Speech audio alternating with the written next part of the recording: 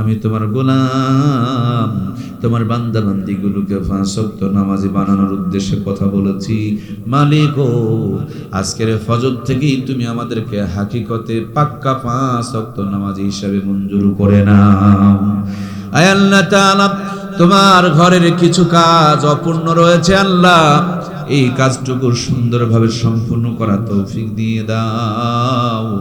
তোমার ঘরকে যারা সুন্দর বানিয়েছেন তাদের দুনিয়া আখিরাতকে সুন্দর করায়া দাও। রব্বুল আলামিন, স্টেজে বসা উলামা ইকরামকে কবুল করো, হাজী সাহেব মহোদয়দের হাতে বরকত দান করো। বিশেষ করে সম্মানিত সভাপতি মহোদয়, এর আগে একবার তিনি আমাকে এলাকায় নিয়ে এসেছিলেন, আবারও তিনি অনেক অভিভূত হয়ে আমাকে দাওয়াত করেছেন।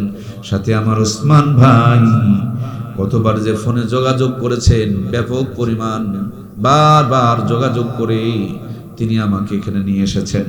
আল্লাহ ওসমান ভাই সহ তার বন্ধু বান্ধব সকলকে কবুল আর মঞ্জুর করে নাও। আমার যুবক ভাইয়েরা, যাত্রা গান আয়োজন না করে যারা কোরআনের প্যান্ডেল সাজিয়েছে, জান্নাতের বাগানখানা সাজিয়েছেন, প্রত্যেকটা যুবককে ইমাম হাসান আর হুসাইনের জান্নাতি কাফেলার সৈনিক বানায় নাও। রব্বুল আলামিন, পর্দার আড়ালে আমার মা বোনেরা তোমার কাছে দুইখানা হাত উত্তোলন করেছে। জানি না গো মাবুদ, কার মা আছে কার মা নাই, কারো আবার মাও নাই বাবাও নাই, কেউ আবার স্বামীকে বিদায় জানিয়েছে, কেউ আবার সন্তান হারার ব্যথা নিয়ে চোখের পানি ছেড়ে দিয়েছে। আল্লাহ গো, তুমি তাকিয়ে দেখো, যাদের হৃদয়ের মধ্যে যে সমস্ত কষ্টের আগুন জ্বলতেছে, মেহেরবানি করে আমাদের অন্তরের সমস্ত পেরেশানিগুলোকে দূর করে দাও। রব্বুল আলামিন, আজকের এই মাহফিলকে কেন্দ্র করে এলাকার বাড়িতে বাড়িতে অসংখ্য মেহমান এসেছে, আত্মীয় স্বজনের বাড়ি ঘর ভরে গিয়েছে, সবাই তো নারীর টানে গ্রামের বাড়িতে রওনা করে দিয়েছে। রওনার সময় একটু খালি মোবাইল ফোনে জানিয়েছে, মা গো তোমার নাতি নাতনিকে নিয়ে ওয়াজ শোনার জন্য রওনা করলাম। যে মানুষটা উঠে দাঁড়াইতে পারে না, সকাল থেকে রান্নার কাজে ব্যস্ত হয়ে যায়, আব্বাজান গোসল করে ভালো কাপড়টা পরে দরজার কিনারে ঘন্টার পর ঘন্টা দাঁড়িয়ে দাঁড়িয়ে অপেক্ষার মুহূর্ত গুনতে শুরু করে দেয়। যখনই কোনো গাড়ির সাউন্ড পায় রাস্তার কিনারে যায়, কাছে গিয়ে দেখে সন্তান নয়, ঘুরে আসে আবারও যায়। বেলা গড়িয়ে গেলে ক্ষুধার যন্ত্রণা সহ্য করতে না পেরে মুখটা শুকনো বানায়া মার সামনে গিয়ে বলে, কোথায় তোমার ছেলে যে এখনো পর্যন্ত এলো না, একটু ফোন দাও না গো, না জানি কোনো বিপদ হইল নাকি।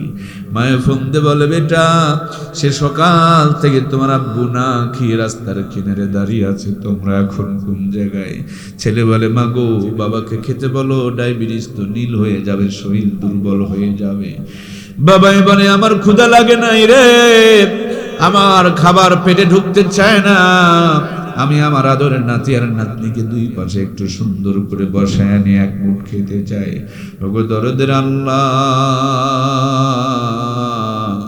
আমরা অনেকেই ছেলে মেয়েকে নিয়ে এসেছি, যাদের নানু দাদু আছে তারা নানু দাদুর ঘাড়ে চড়ে দৌড়াদৌড়ি করছে, আর যাদের দরদের মানুষগুলো চলে গিয়েছে মা বাবার গলা জড়িয়ে ধরে বলতেছে, আব্বা গো আম্মা, দাদু নানির বাড়িতে নিয়ে আসলাম, বাড়ি ঘর দেখাইলাম, সবাই তো নানু দাদুর হাত ধরে ধরে ঘুরতেছে, আমার নানু আর দাদুটার একটু দেখায় দেও না।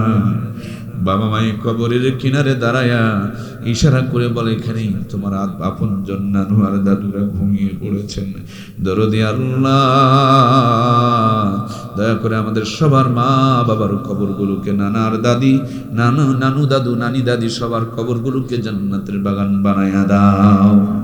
আয় আল্লাহ তাআলা, তুমি খাস করে তাকায় দেখো, যতগুলো মানুষ আমরা হাত তুলেছি, আমাদের জীবনের সবচেয়ে বড় তামান্না সোনার মক্কার মদিনা, ওই মক্কা মদিনা না দেখায় কবরে ডাক দিও না আল্লাহ।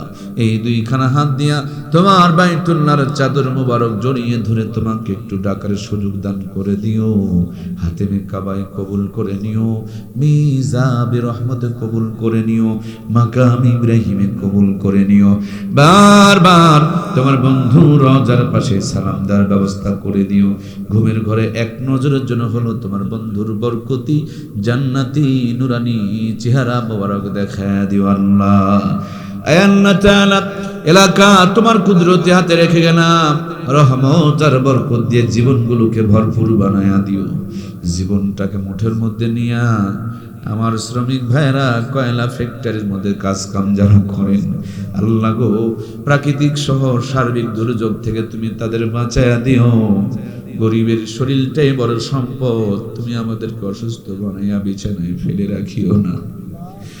আয় আল্লাহ তাআলা, এলাকার মাটি নিচে যত মুমিন মুমিনাত ঘুমিয়ে আছেন, সবার কবর আযাবকে মাফ করে দিয়ে কবরগুলোকে জান্নাতের বাগান বানায়া দাও। এলাকার মসজিদ মাদ্রাসাগুলো কবুল আর মঞ্জুর করে নাও। খাস করে মেহেরবানি করে তোমার ঘর, যেই মসজিদকে কেন্দ্র করে এই মাহফিলখানা আয়োজন করা হয়েছে, আল্লাহ তোমার ঘরের বাকি কাজগুলো আমাদের সকলকে সুন্দর ও সুচারু রূপে সম্পন্ন করা তৌফিক দিয়ে দাও। আমার যুবক ভাইয়েরা সুন্দর করে মাহফিলটা পাড়ি দেওয়ার জন্য মানুষের দ্বারে দ্বারে ঘুরেছেন, কালেকশন করেছেন, ছোট বড় অনেক কথা শুনেছেন, তারপরে এই জান্নাতের বাগানখানা বড় কষ্ট করে সাজিয়েছেন।